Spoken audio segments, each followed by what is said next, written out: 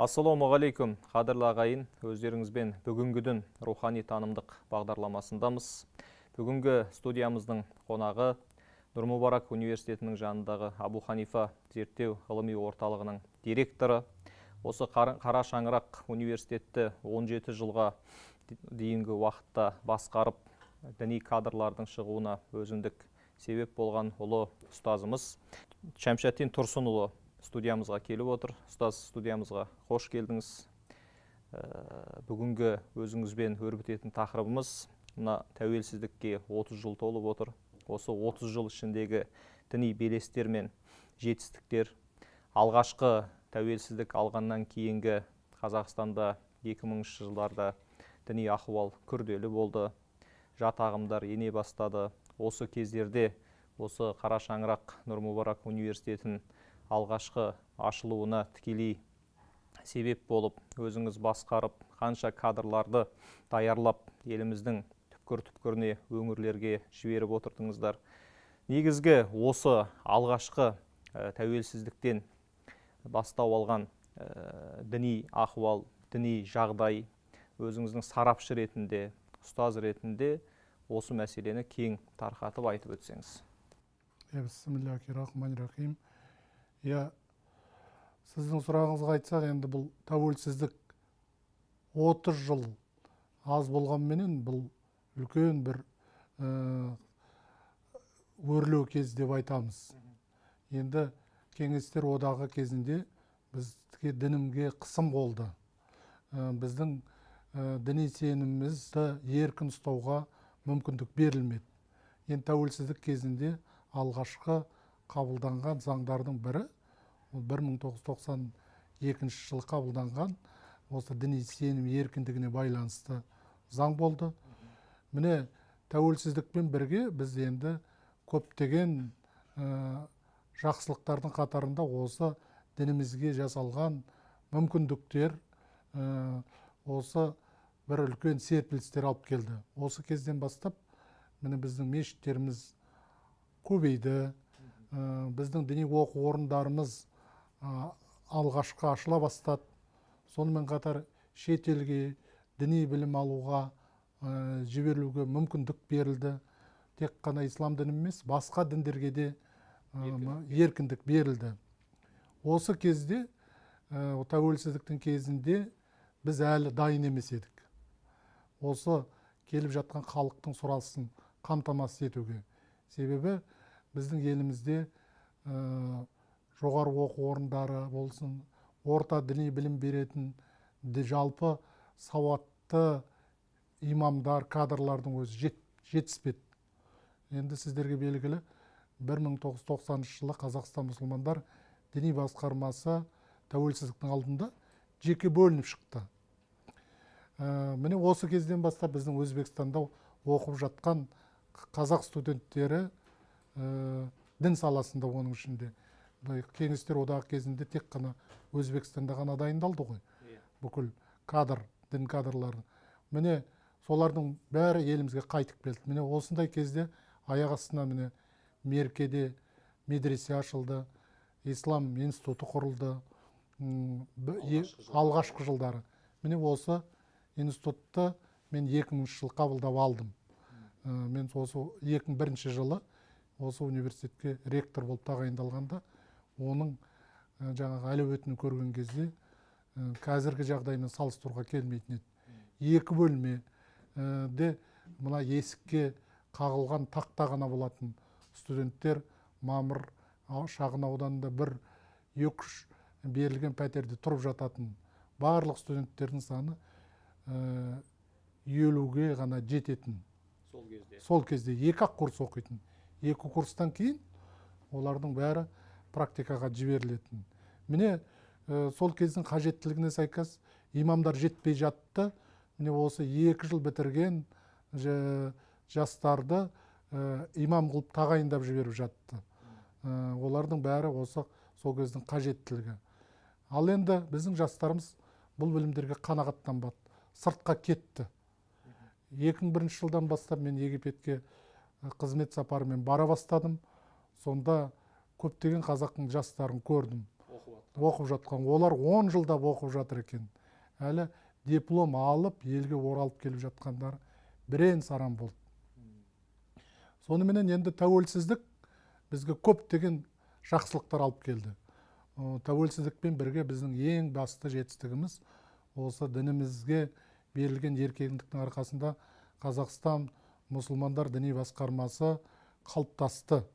Жоғарғы оқу орындарымыз, діни кадр дайындайтын медреселеріміз бәрі жүйеленіп аяғынан тұрды. Кадрлар әлеуеті қалыптасты. Біздің жаңағы көп сатылы білім жүйесі қалыптасты.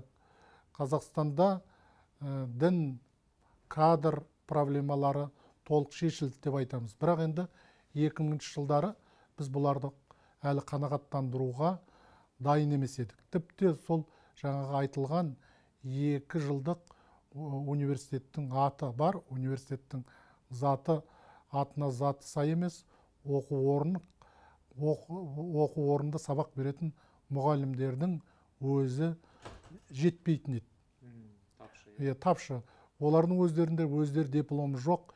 Египеттен 1 жыл, 2 жыл оқып келген, сабақ беріп жатқан адамдардың университет директор болып, сабақ беріп жүргендерімен көзім көрді.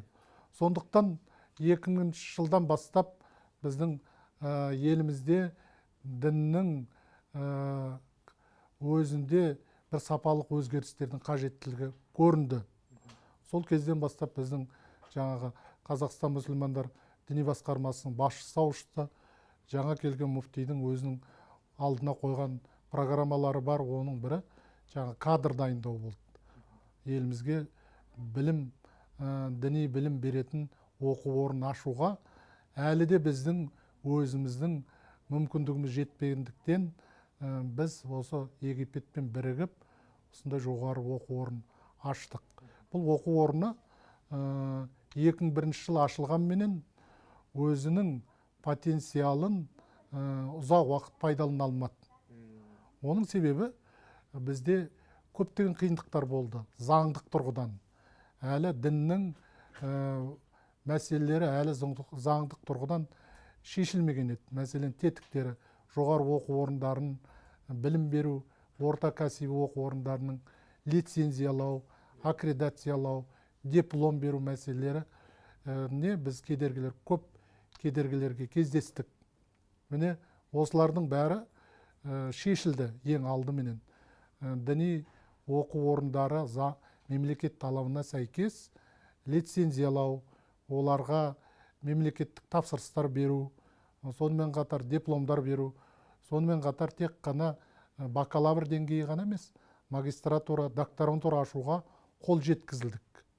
Сөйтіп бізде көп сатылы оқу орындар қалыптасты. Қазақстан мұсылмандар діни басқармасына қарасты 9 орта кәсіби медресе және медресе колледждер ашылып, олардың базасы қалыптасты. Бұл орта деңгейлі білім беретін оқу орындары. Нұр-Мүбарак университеті қалыптасты. Сонымен қатар докторантура сатысында біздің өзіміздің жастарымыз елімізде қорғап ғылыми дәреже алуға мүмкіндік алды. Отандық. Біз енді тек қана сыртқа кадрды дайындау үшін жібермей, өз елімізде дайындауға толық мүмкіндік тудырдық. Бұл енді тәуелсіздік кезінде біз сыртқа ғана жібермей, өз елімізде төл кадрларымыз дайындаудың бұл тұрақтылық үшінде, қауіпсіздік үшінде маңызы ерекше болды деп айта аламыз. Ал енді тәуелсіздік тұсында біздің дінімізге берілген еркіндіктермен бірге жаңағы заңның солқылдақтық тұстары болды.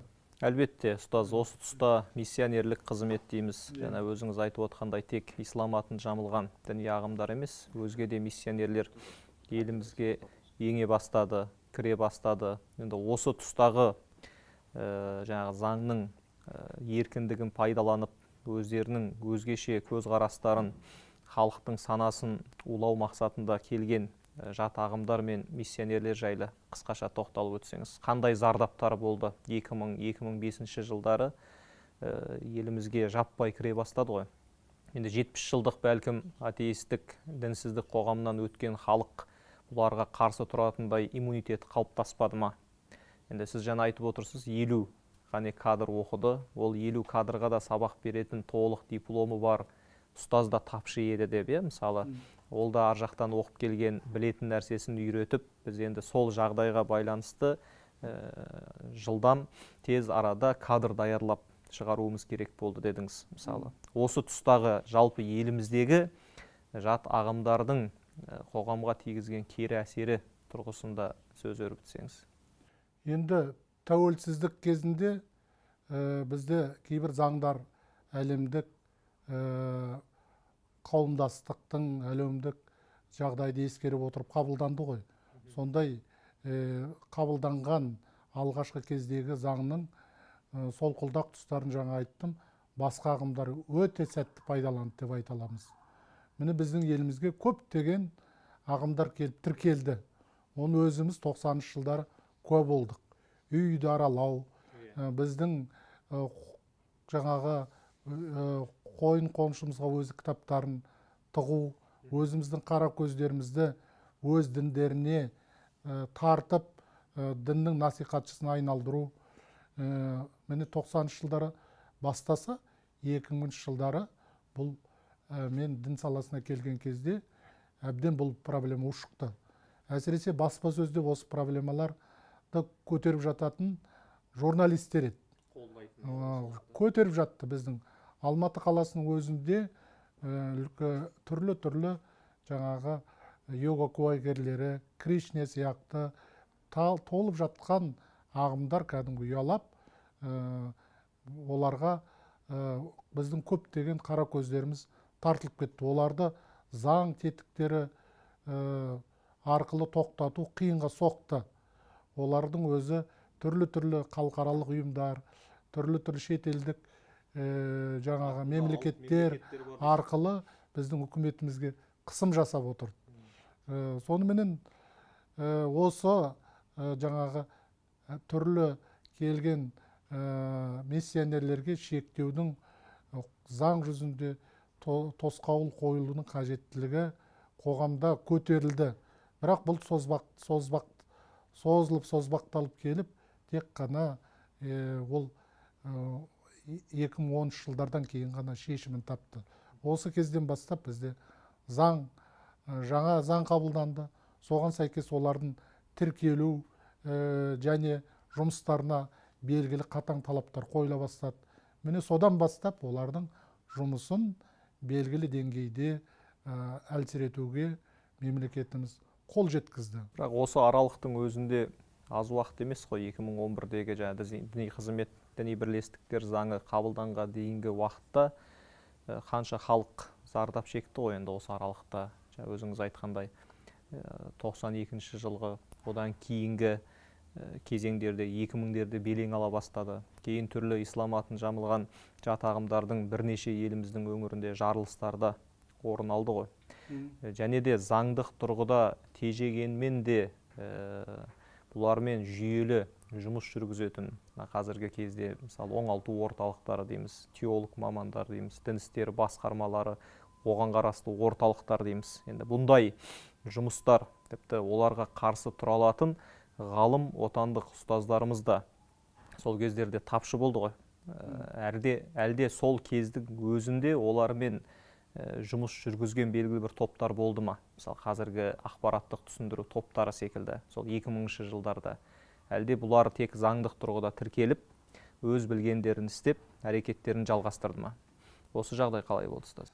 Енді ол кезде, алғашқы келген кезде заң жүргісінен біздің мұсылманда, Қазақстан мұсылмандар діни басқармасы да, я болмаса артында тұрған екі адамы бар ұйымда, я болмаса телеграф сияқты аты бар, заты жоқ ұйымдарда тең еді.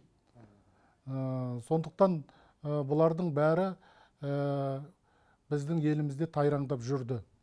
тайраңдап жүргенден кейін оған ешқандай тежеу қою өте қиын болды. Бұл мәселені сол кезде Қазақстан мұсылмандар діни басқармасының төрағасы болған бас мүфти Ратбек қажы көтерді. Әртүрлі осындай миссионерлерге қарсы күресу, сонымен қатар әртүрлі мына қазақ жастарының әртүрлі шетелдік ислами бағыттың жетегінде кету қаупі бар екен дабыл қақты. Бірақ енді үкімет алғашқы келген кезде бұлардың бәрі заң алдында бірдей Қазақстан мұсылмандар діни басқармасы күрессін деген сияқты саясат ұстанды. Міне кейін бұны мемлекеттік тұрғыдан реттемей, мемлекеттік тұрғыдан бұлардың бәріне шектеу қоймай, бұндай жүйеменен артында үлкен қаржылық, демеушілік күштер бар ұйымдарға күресу мүмкін емес екенін, мемлекеттік белгілі бір ұстаным, саясат қалыптастыру керектігін кейін құзырлы орындар түсінді.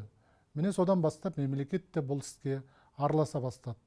Мәселен, біздің көптеген жастарымыздың өзі шетелге кетті. Неге кетті? Себебі біздің елімізде діни білім алуға толық жағдай жоқ еді. Қаражат көздері, тегін оқу, осындай әртүрлі стипендиялар, әртүрлі қорлар осындай қол ұшын созды. Бірақ олардың елге оралғаннан кейін белгілі бір топтардың сойылын соғатын, бір белгілі ағымдардың ұстанымдарын біздің елімізде жүргізетін кадрға айналды. Міне сол себептен мемлекет осындай елімізде жаңағы діни кадрларды дайындауды, қолдауды, жоғары оқу орындарын мемлекеттік тұрғыдан қолдауды қолға алды. Енді осы мен байқағаным бұл жағдай біздің Түркияның өзінде де болған екен. Себебі мен үлкен конференцияларда білімге қатысты, жаңағы діни кадр дайындауға байланысты олардың да құзырлы қызметкерлерменен пікірлесіп баяндамаларын тыңдап жүрдім. Міне 60-шы жылдары зайырлы мемлекет деген ұстанымменен Түркия осыны жаңағы бәрін еркіне қойған кезде вахабиттік, салафиттік ағымдар бел ала бастаған. Кейін мемлекет бұл мәселені қолға алып, имам хатип лицейлерін құра бастаған, дін кадрларын мемлекеттік жоғары оқу орындарында дайындауды қолға алған. Сонда мемлекет зайырлы бола тұра. Сондықтан біздің мемлекетіміз, біз зайырлымыз, біз бейтараппыз деп отырмай, осы іске кейін 2010 жылдардан бастап елімізде лаңкестік әрекеттер күшейген кезде осыған өзі араласа бастады.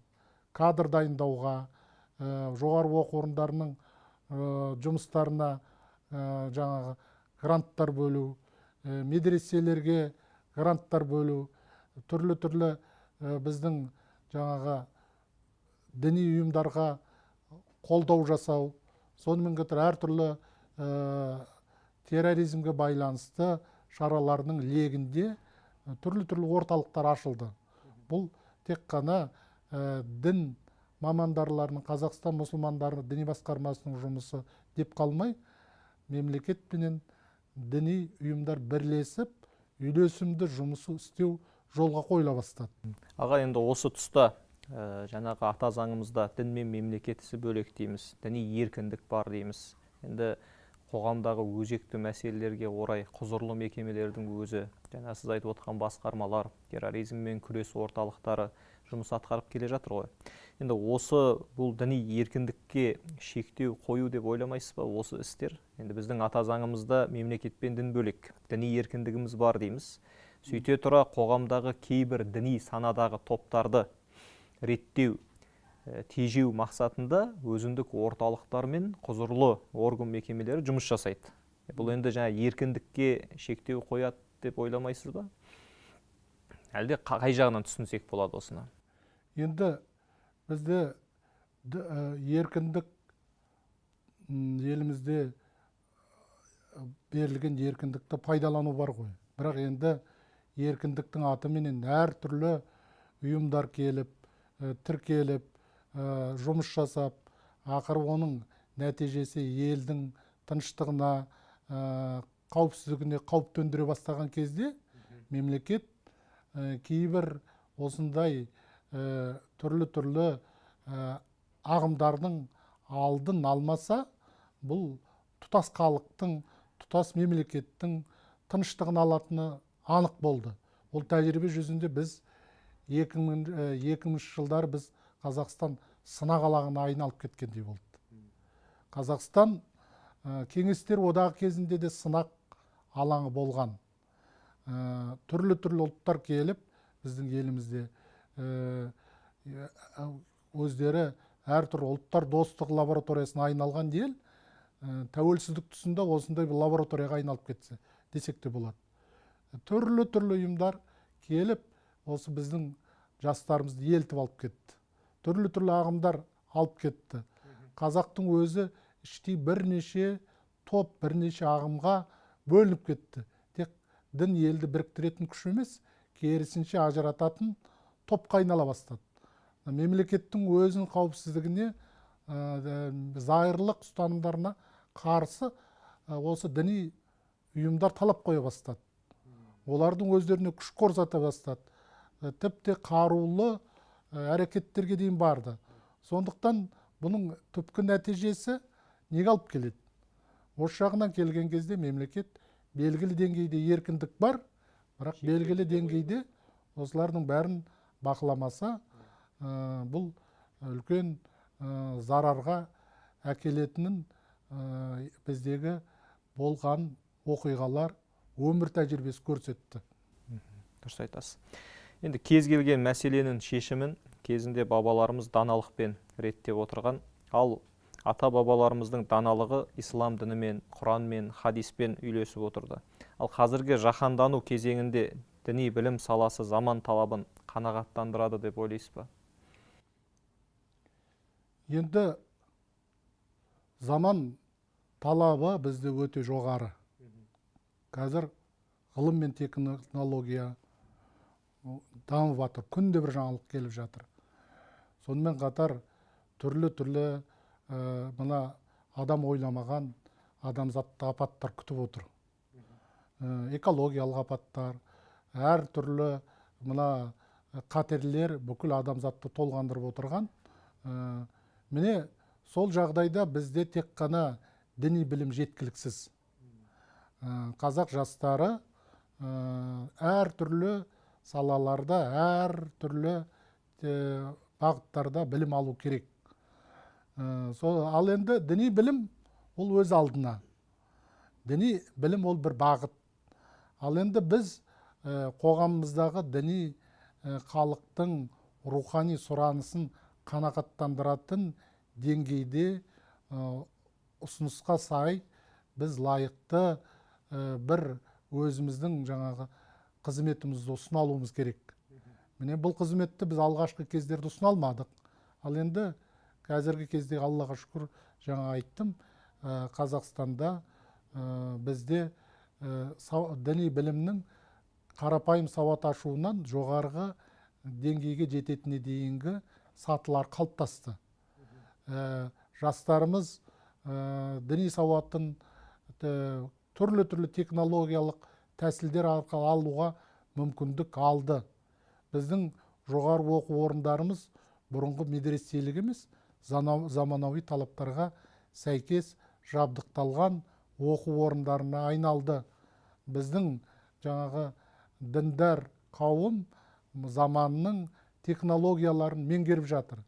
Мысалы, ақпараттық технология, компьютерлену, цифризация, сайт, желі сияқты. Сондықтан біз әр түрлі салада осыларды жастардың талаптарын қанағаттандырмасақ, біздің осы сұранысты сырт қанағаттандыра бастады. Мәселен, бір кезде желілерді, я болмаса сайттарды еркіне жібердік. Осылардың бәрі жат ағымдар, осыларды жаңағы әр түрлі серияға шақыратын, жиһадқа шақыратын құралға айналдыра бастады. Сол себепті біздің 2000 жылдардан бастап осы Қазақстан мұсылмандар діни басқармасына осындай технологияны жетілдіру шарттарымен қойған өзіміз көрдім. Сол кезде жаңа елімізге келіп жатты, жаңағы сайттар енді келіп жатты. Сайттарымыз бірен саран еді. Ал енді қазір Аллаға шүкір біздің сандаған сайттарымыз бар, желілеріміз бар. Осы дін саласындағы жастардың өзі тек қана мешіттерде отырған жоқ. Блогер, әртүрлі кітаптар жазатын, әртүрлі сайттарды, технологияны меңгерген, әртүрлі бағыттағы біздің діндарлар қауым қалыптасты. Дұрыс айтасыз. Енді өзіңіз басқарып отырған бүгінде Нұр-Мүбарак университетінің жанындағы Абу Ханифа ғылыми зерттеу орталығы жайлы негізгі зерттеу нысандары тарихи ма, әлде болашаққа қажетті діни тақырыптағы басымдық беріледі ма? Осы жайлы қысқаша ақпарат беріп өтсеңіз. Енді мен өзім зерттеуші адаммын. Мен архивте болам, кітапханаларда, әлемнің кітапханаларында осы ислами мирастарды, Қазақстанның орта ғасырлық ғұламаларының мұраларын жинауменен осы қызметке келгенде шұғылданып келе жатырмын. Университеттің жанындағы орталықтар да осы қызметпен айналысады. Қазір біз мына репрессияға байланысты қуғын сүргінге дін қайраткерлерінің осы зобалаң кезіндегі зардап шегуі қасіреті турасында архив құжаттармен жұмыс істеудеміз. Бірақ енді қазір біздің қоғамдағы сұраныс тек қана зерттеулермен шектелуді аздық етіп отыр. Біздің себебі елімізде мына қауымның жаңағы сұранысын қанағаттандыратын тек ғылыми ғана емес, ағартушылық, оқулық, танымдық, аудармалық сипаттағы өнімдерді ұсынуды қажет етіп отыр. Міне сол бағытта біздер мысалы сөздік құрастырамыз мәселен. Осыған дейін арабша, қазақша сөздікті елімізде осындай тәуелсіздікке дейін араб тану бірінші рет Қазақстан шығыстанудың бір саласы ретінде ашылса, осындай сөздік жасалған жоқ. Бұл сөздікті жасалып қазір халықтың игілігіне берілді. Енді біз қазақша арабша сөздік дайындап жатырмыз. Бұл сөздік барлық дипломаттан бастап сауда қазақша арабша осындай сөздік. Сонымен қатар әртүрлі классикалық кітаптарды, танымдық кітаптарды араб тілінен, түрік тілінен, басқа тілдерден аударып халыққа береміз. Сонымен қатар исламның құндылықтарын насихаттайтын жеңіл көпшілікке арналған кітаптарды да беру керек. Бұл қоғамның сұранысы. Ал енді бізде университетте осыларды жазатын бір шама жаңағы білімдар, тіл білетін, дайындығы бар, қаламы жүйрік осындай ғалымдар бар. Осылардың күшін пайдалана отырып, осындай кітаптарды ұсыну. Мысалы, дін және қоғам деген бір серия аштық. Онда қазіргі қоғамдағы өзекті проблемалар бар.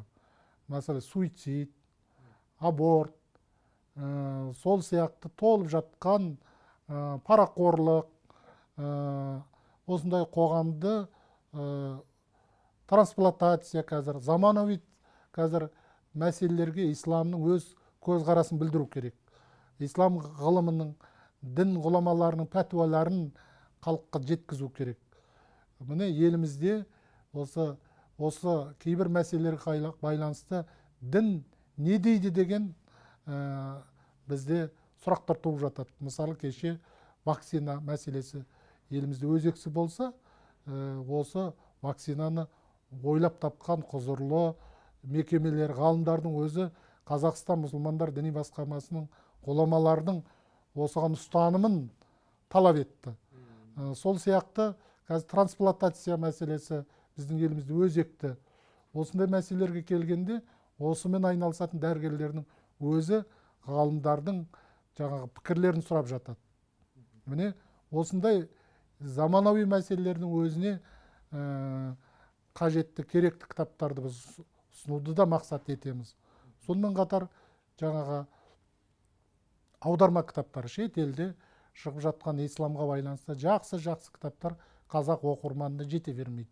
Оларды да жаңағыдай қазақ қоғамына жаңағыдай аударып, тілі жатық қылып, оны редакциялап, оны жаңағы баспадан шығару дизайны бір жағынан университеттің баспа өнімдерімен айналысатын да осы орталық.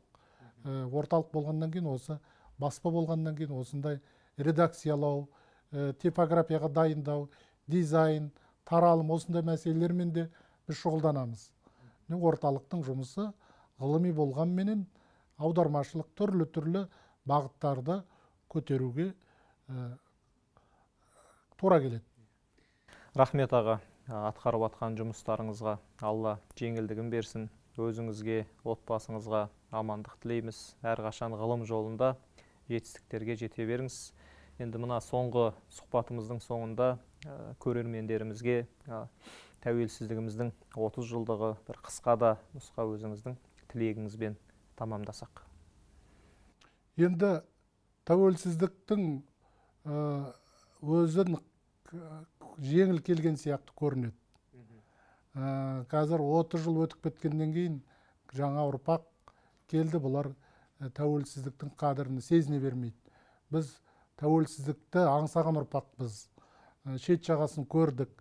Сонымен қатар осы тәуелсіздік үшін күрескен ғалымдардың еңбектеріменен, ғалымдардың күрескерлігіменен танысып, зерттеп жүргендіктен бұл тәуелсіздіктің оңайлықпен келмендігін сезіне аламыз. Сондықтан менен мына көрермен қауымға айтатынымыз, осы тәуелсіздіктің туын жаңағы берік ұстау үшін, осыны баянды ету үшін, осыны қадірлей білу үшін бәріміз атсалысуымыз керек. Біздің еліміз, жеріміз, отанымыз деп жүрегі соғу тек қана бір ғана президент емес, бәрімізге ортақ міндет, парыз, осыны қорғау да, құрметтеу де, қадірлеу. Сол үшін күресейік.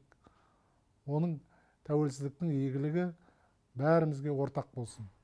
Рахмет аға, тәуелсіздігіміздің туы мәңгілік желбіресін, тұғыры биік болсын. Келесі кездескенше аман сау болыңыздар.